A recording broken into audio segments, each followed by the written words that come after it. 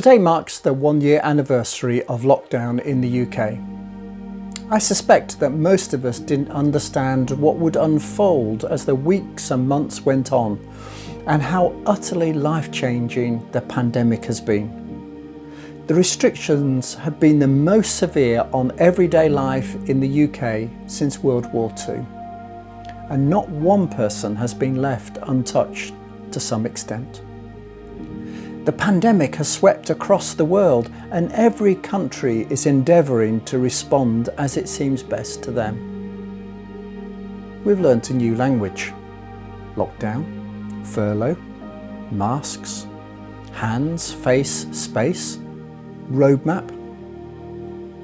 Churches have been catapulted into meeting differently, and we've all had to learn how to work differently and to connect online. Households have constantly tried to balance school and work and home all in the same space. Especially today, our prayers are with the family and friends of the 126,000 people who have died in the UK. We continue to pray for the medical staff who have courageously served the country, and many feeling exhausted both physically and emotionally. And we also remember the many other professions who have sacrificially sought to serve.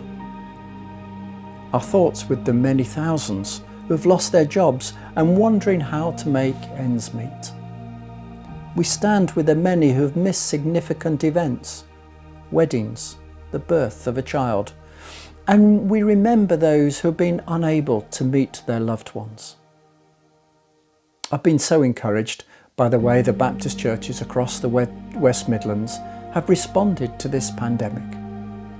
Relationships with local councils have grown as churches have served their communities.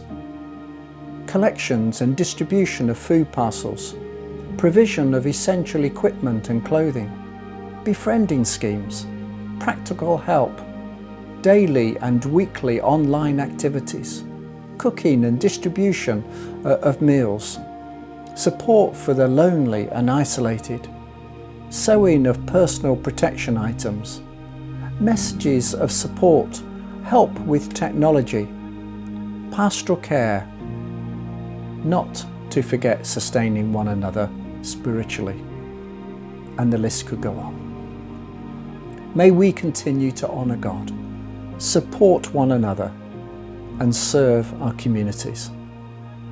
Let us walk with one another and watch over one another all the more at this time. May the Lord bless you.